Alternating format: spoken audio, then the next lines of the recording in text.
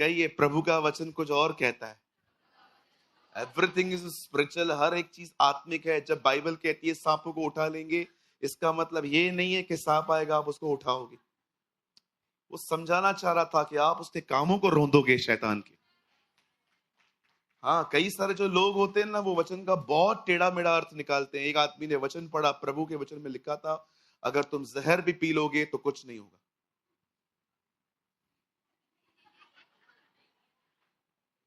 अब आप घर जाओगे, आज मैं पीऊंगा, विश्वास कर आधे घंटे से पहले मरेगा तू। क्यों पास्टर? प्रभु ने कहा है नहीं होगा कुछ भी। बाइबल में यह भी लिखा है कि प्रभु को मत परखो।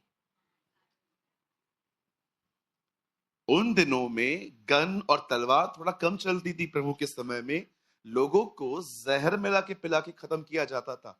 परमेश्वर उस बारे में बात कर रहा था कि अगर कोई तुम्हें पॉइजन दे देगा और तुम पी लोगे, तुम्हें पता नहीं था, तुम्हें कुछ नहीं होगा। जैसे साधु सुंदर सिंह को भी कुछ नहीं हुआ था। लेकिन आप कहोगे प्रभु तू महान सर्वशक्तिमान परमेश्वर है, मैं पी रहा हूं दुनिया को दिखाने के लिए, मुझे कुछ नहीं होगा। प्रभु कहेगा पी। जब शैतान यीशु को ऊपर ले गया तो कैसे ले गया? सीढ़ियों से। उसने क्या कहा? वो अपने आप को ऊपर से नीचे गिरा। यीशु ने कोई हीरोगिरी दिखाई? ओके, अरे वो तो खुदा था। वो कहता हवा मुझे सहारा दे दे, हवा सहारा दे देती उसको। लेकिन फिर भी वो जिन सीढ़ियों से ऊपर गया, उन्हीं सीढ़ियों से नीचे आया। कहिए अपने पास वाले को, कृपया शो ऑफ बंद करें। हाँ, प्रभु को न परखें। मेरी एक दूर की रिश्तेदार है, मैं उससे मिलने के लिए गया। उन्होंने मुझे कहा मैं मानती हूं तेरा खुदा सच्चा है, लेकिन जिस दिन वो मेरा काम करेगा, ऐसे लोगों का कुछ नहीं हो सकता। कहिए पास वाले को, प्रभु को न परखें। प्रभु दे तो प्रभु, न दे तो कुछ नहीं। ऐसा नहीं होता। मैं आप में से हर एक को कहना चाहता हूं, इस लेन देन के संबंध से बाहर आओ। परमेश्वर दे तो परमेश्वर, न दे तो वो कुछ भी नहीं है। मैं आप में से हर एक को कहना चाहता हूं, आप जब सुबह उठते हैं ना, अपने परमेश्वर से एक बात जरूर कहा करें, प्रभु मैं आपको धन्यवाद देता हूं, आपने मुझे अच्छे कपड़े दिए, घड़ी दी, जूता दिया, परिवार दिया, नौकरी दी, आपने मुझे हर दिन कुछ पैसे दिए ताकि मैं अपने परिवार को देख सकूं। पर याद रखना प्रभु, मेरा संबंध इस लेन देन पर नहीं है कि आप दोगे इसलिए आप मेरे खुदा हैं। मैं आपको कहना चाहता हूं, आप दें तो मेरे परमेश्वर हैं, न दें तो भी आप मेरे परमेश्वर हैं। Oh hallelujah.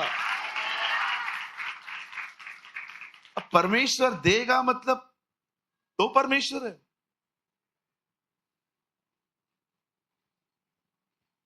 आपको क्या लगता है आप परमेश्वर की आराधना क्यों करते हैं आज? क्योंकि वो आपको कुछ देता है? कभी नहीं करनी चाहिए। It's selfish worship. विश्वास कीजिए, जब भी मुझे आराधना का मौका मिलता है, उल्लासनगर, मुंबई, कहां पर भी, मैं कभी इसलिए आराधना नहीं करता कि मेरी आराधना में अभिषेक आए ताकि लोगों को पता चले मैं कुछ हूं। आई just love my God. I just love Jesus. मुझे किसी को प्रूव नहीं करना कि मैं कुछ हूं। मैंने आज तक नहीं कहा है प्रभु आज मैं आराधना करेगा, कुछ कर प्रभु, लोगों को गिरा दे। Nothing. I don't want all this. I just love Jesus. मैं उससे प्यार करता हूं और मैं अपनी आंखों से देखता हूं हर आराधना में प्रभु की महिमा आती है। लिसन, यहां देखिए, even don't worship Jesus for anointing.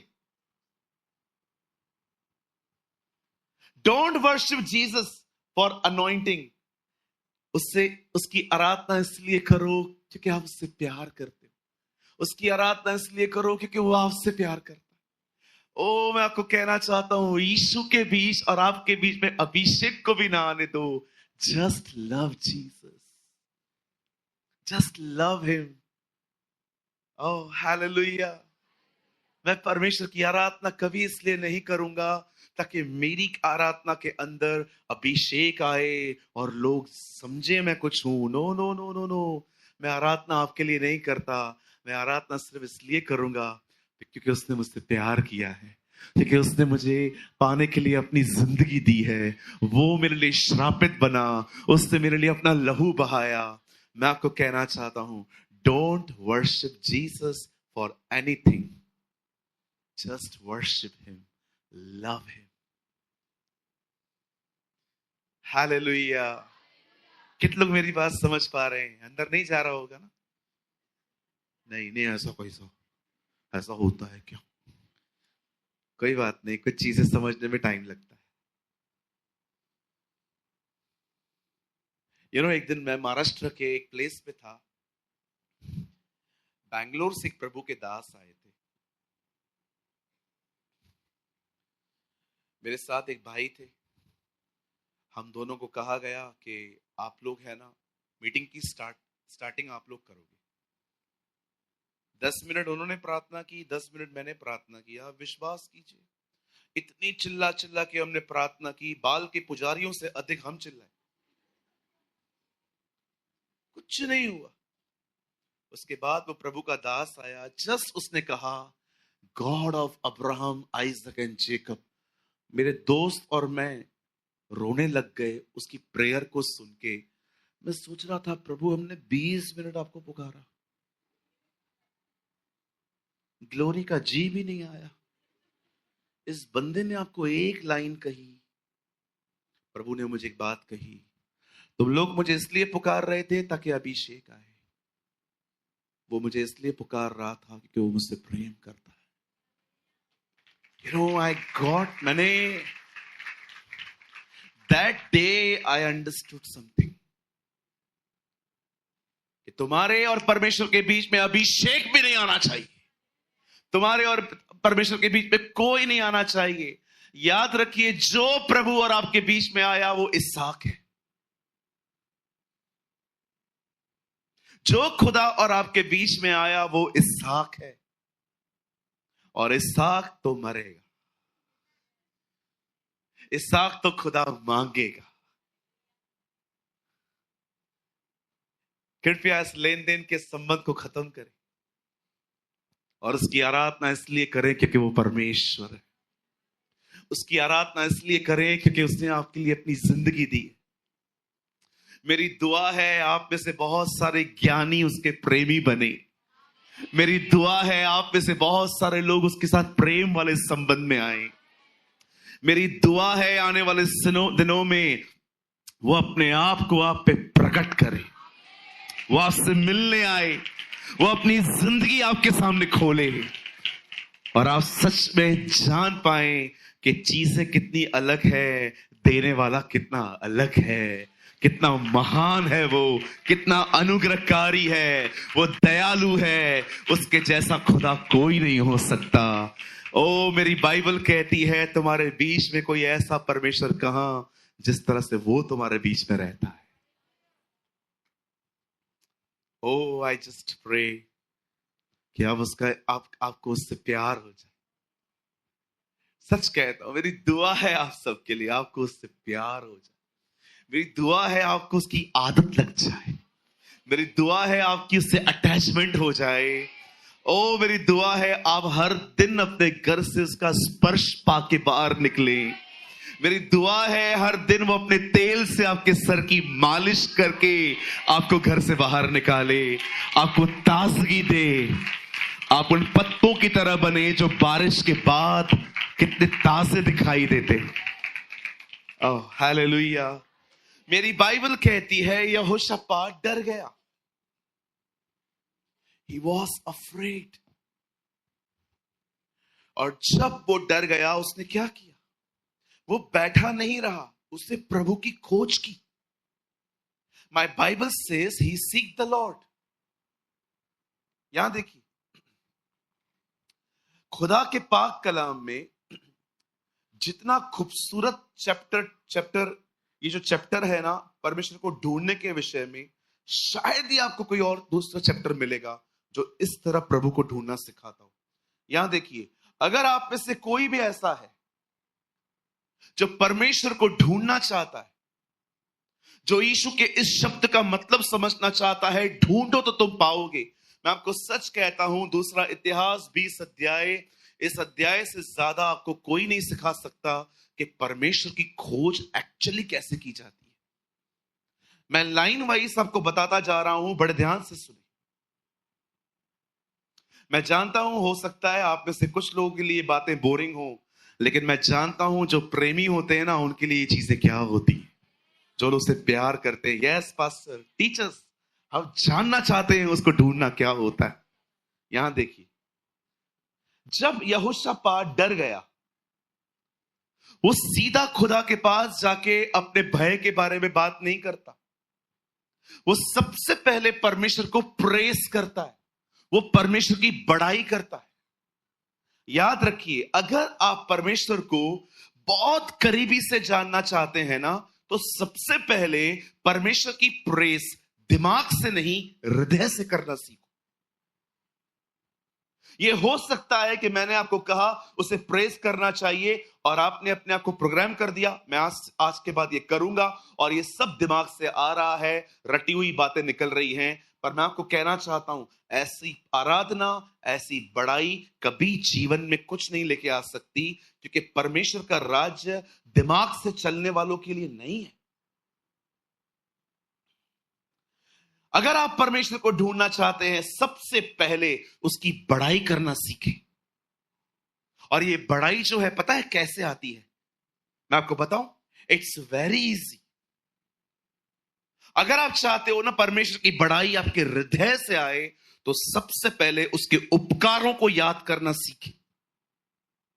याद करिए कि उसने आपको कब बुलाया, किस तरह बुलाया, आपकी दिशा क्या थी। आप बीमार थे, गरीब थे, पापों में थे, नशे में थे, गंदी संगतियों में थे, आप बर्बादी की तरफ जा रहे थे, और यीशु उन दिनों में आपके पास आया। जब आप उसके उपकारों को याद करोगे ना, आपके हृदय से एक सच्ची आराधना निकलेगी। यस, तू था मेरे जो मुझे बचाने के लिए आया। मैं आपसे पूछना चाहता हूं, जब आप तकलीफ में थे, कौन खड़ा था आपके साथ? रिश्तेदार, दोस्त, वो जो बड़े बड़े कॉन्टेक्ट्स हैं आपके? कोई नहीं। वो आया, उसने आपको बचाया। मैं कई लोगों को जानता हूं, उनकी आराधना बिल्कुल खोखली होती है, उनकी बड़ाई बिल्कुल खोखली होती है, क्योंकि सब दिमाग से आ रहा है। चलो देखो मैं क्या कर रहा हूं। आंटी धन्यवाद, बहन धन्यवाद, धन्यवाद, धन्यवाद। किसी को खुशी हुई इन धन्यवादों को सुन के? आपको लगा ना ये फॉर्मेलिटी है, कोई रीजन ही नहीं है, पास्टर ऐसे ही धन्यवाद दे रहा है। लेकिन जरा सोचो, अगर मैं आपके घर पे आऊं और आप चारों बहनें हो, और मैं आपको कहता हूं, सिस्टर धन्यवाद आपने मुझे खाना खिलाया, धन्यवाद आपने मुझे पानी पिलाया, धन्यवाद जब मैं आया तो आपने हाथ धुलवाए, धन्यवाद मेरी बहन, आप लगता है चिकन आपने ही बनाया था। सिर्फ धन्यवाद धन्यवाद धन्यवाद धन्यवाद धन्यवाद धन्यवाद धन्यवाद धन्यवाद देने से कुछ नहीं होता। जब आप ऐसे ही धन्यवाद देते हो ना, प्रभु भी कहता है क्यों धन्यवाद, क्यों धन्यवाद, क्यों ऐसे ही ऐसे ही ऐसे ही, नहीं चाहिए नहीं चाहिए नहीं चाहिए। उसको जब धन्यवाद देते हो तो उसका कारण बताओ। धन्यवाद क्योंकि तूने मेरे लिए अपना जीवन दिया, धन्यवाद तूने अपना लहू बहाया, धन्यवाद तू मेरे लिए श्रापित बना। उसे अच्छा लगता है जब आप उसे रीजन से धन्यवाद देते। मैं भाई को जानता हूं, वो हर लाइन के पीछे आमीन बोलते। लास्ट वीक मेरा नौकरी चला गया, आमीन। मेरी बीवी मेरे को मारती है, आमीन। कुछ अच्छा नहीं हो रहा, आमीन। अरे भाई, आमीन ऐसे नहीं बोला जाता। हर चीज के पीछे आमीन फिट नहीं बैठता। मैं बीमार हूं, मैं चंगा हो जाऊंगा, यहां आमीन आता है। ये ऐसे ही कुछ भी बोलने से नहीं होता कुछ भी। इसलिए बाइबल कहती है, अन्य जातियों की तरह बक बक न करो। कितने लोग मेरी बात समझ पा रहे हैं? एक से मैंने पूछा आमीन का मतलब, अलग ही प्रकाशन है उसके पास। ये हैव अमेजिंग रेवलेशन। मैंने उससे पूछा आमीन का मतलब, बोलता है पास्टर आमीन का मतलब प्रार्थना पूरा हुआ।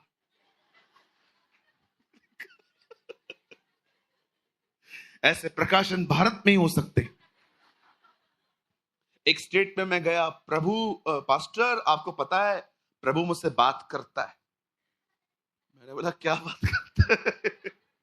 Pastor you know Jesus talk to me every day, यीशु मसीह मुझसे बात करते हैं। मैंने कहा अभी रिसेंटली कोई हॉटलाइन जो आपको बताई हो उन्होंने? पास्टर मैंने इन दिनों में सीखा कि एक दिन परमेश्वर अदन की वाटिका में आदम और हवा से जब रोज रोज मिलने आता था ना, एक दिन परमेश्वर ने आदम से कहा हवा को कभी टच नहीं करना। लिटरली मैं मजाक नहीं कर रहा हूं, वो इतना सिंसियरली बता रहा था। मैं सोच रहा था प्रभु ने इसको कहा कि हाथ नहीं मिलाना है, तो बच्चे कैसे पैदा करेगा हाथ मिला के? मैंने कहा पास्टर ब्रदर सच्ची में प्रभु ने आपको ये कहा? Yes pastor. मैंने कहा ब्रदर मुझे अभी एक प्रकाशन मिल रहा है। कौन सा पास्टर? मैंने कहा मैं देख रहा हूं आपको लोग मार रहे हैं तो पिट रहा है।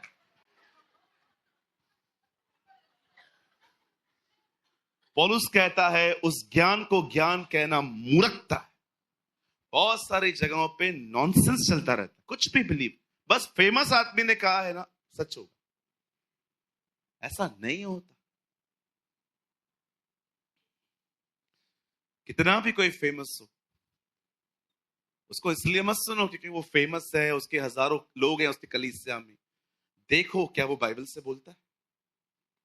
पॉल वॉशर ने कहा जरूरी नहीं है कि आपको उसी कलीसिया में जाना है जो आपके घर के करीब है। उन्होंने कहा आपको उस कलीसिया में जाना चाहिए जो बाइबल के करीब है। यस, आपके घर के पास में कलीसिया है, भले वो कुछ भी सिखा रही है, बाड़ा बचता है, टाइम बचता है और आप चले गए। जी नहीं सर, आपको ऐसी कलीसिया में जाना चाहिए जहां पर आपको परमेश्वर का वचन एक्यूरेटली सिखाया जाए, समझाया जाए। नहीं तो होगा क्या, हर रविवार आप सुनोगे ये होगा वो होगा ये होगा वो होगा, होता कुछ भी नहीं है। क्यों? क्योंकि बंदे ने पूरी खिचड़ी बना के आपको खिला दी है। हमारे टाउन में एक पास्टर है, उस पास्टर ने लोगों को बाहर से बुलाना बंद कर दिया। एक दिन मैं उनसे मिला, मैंने कहा पास्टर आप तो बहुत लोगों को बाहर से बुलाया करते थे, अभी आप किसी को बुलाते क्यों नहीं हो? बोला सूरज भाई मैं आपको क्या बताऊं क्या करके गए ये लोग। मैंने बोला क्या हुआ? बोला एक बंदा आया था, सबके लिए भविष्यवाणी करके गया है, वो पूरी नहीं हुई है, चर्च मुझे मार रही है। बोलती है, मुझे चर्च वाले बोलते हैं वो तो चला गया, वो जो बोल के गया वो हुआ क्यों नहीं? उसने बोला जिसने किया जाके उसको पकड़ो। मैंने क्या किया? बहुत सारे जो लोग हैं ना अपने इमोशंस को, अपने मन की बातों को प्रभु की आवाज समझ लेते हैं। ऐसा नहीं होता है। और कुछ लोग तो वो सुनना ही वो चाहते हैं जो एक्चुअली वो सुनना चाहते हैं। बिल्कुल। आप वो मत सुनो जो आप सुनना चाहते हो, आप वो सुनो जो खुदा बोलना चाहता है। ओ नहीं पास्टर मैं वही मतलब आपके हिसाब से बात होगी तो चलेगा। आपने टीवी ऑन किया, जैसे टीवी ऑन किया बिलीग्राम सामने आए और उन्होंने आपको प्रचार में कहा व्यभिचार बंद करो, चेंज कर। उसके बाद रेनॉल्ड बॉन्की आए, जा दूसरों को सुसमाचार बता, सुस्त सारा दिन घर पे बैठा हुआ रोटियां तोड़ रहा है, हटाओ उसको भी। फिर एक और प्रचारक आया, प्रभु तुम्हें आशीष दे।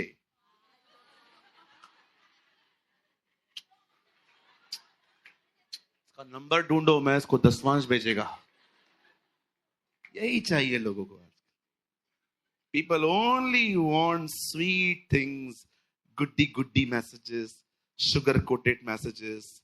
ओ बाइबल कहती है अंत के दिनों में लोग अपने कानों में उंगलियां डाल डाल के सामने प्रचार चलेगा और उनके हिसाब से नहीं होगा।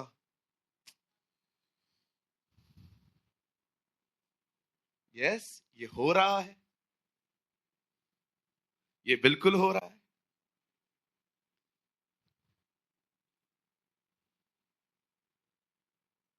अगर मैं भी बस सर्विस स्टार्ट कर दूं, आपको खाना खिलाऊं, आपको लगता है ये जगह कब ये जगह पूरी पड़ेगी?